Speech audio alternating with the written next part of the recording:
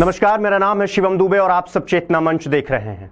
Israel Hamas में जंग जारी है, खूनी संघर्ष जारी है। इस बीच भारत सरकार ऑपरेशन अजय के तहत इजरायल में फंसे भारतवासियों को सुरक्षित स्वदेश लौटाने के काम में जुट गई।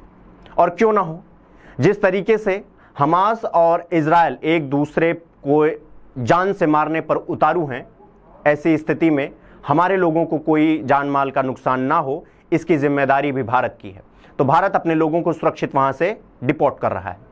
ऑपरेशन अजय के तहत भारत सरकार ने अपनी पहली खेप मंगा ली है, जिसमें बच्चे, बुजुर्ग, महिलाएं और नौजवान समेत कुल 212 लोग शामिल हैं।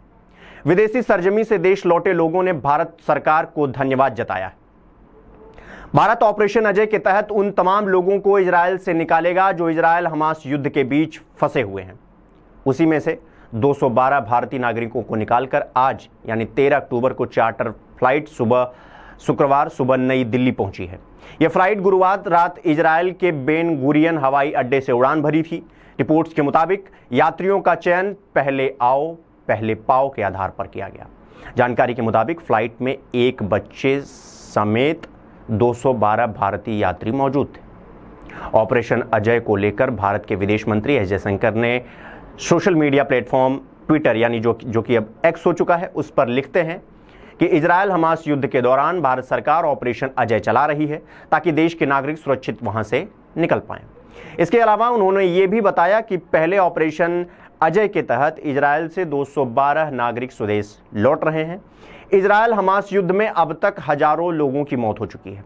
इजरायली मीडिया के मुताबिक हमास के हमलों से अब तक कुल 1300 से ज़्यादा लोगों की मौत हो चुकी है, जबकि इजरायल के हमलों से गाजा पूरी तरह तबाह हो चुका है।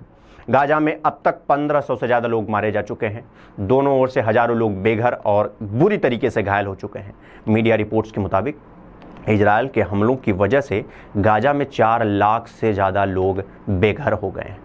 यानी सोच कर देखिए कि जब एक देश का दूसरे देश में मिसाइल पड़ रहा होगा तो क्या मिसाइल वहां पर बच्चे, औरतें, बूढ़े या आम नागरिक, जिसे भी आप कह लीजिए, जो भी आपकी समझ और श्रेणी में आते हो, उनका क्या हाल होता होगा। सोच कर देखिए कि ये जो लड़ाई है वो किधर जा रही है और इसमें नुकसान किसका है।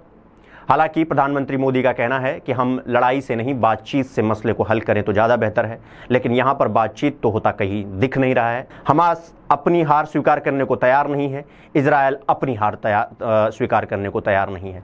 अब देखते हैं आगे क्या होता है। अभी के लिए मैं आप सबसे इजाज़त लेना चाहूँगा। आप सब अपना बहुत ख्याल रखिए, देखते रहिए चेतना मंच। धन्यवाद।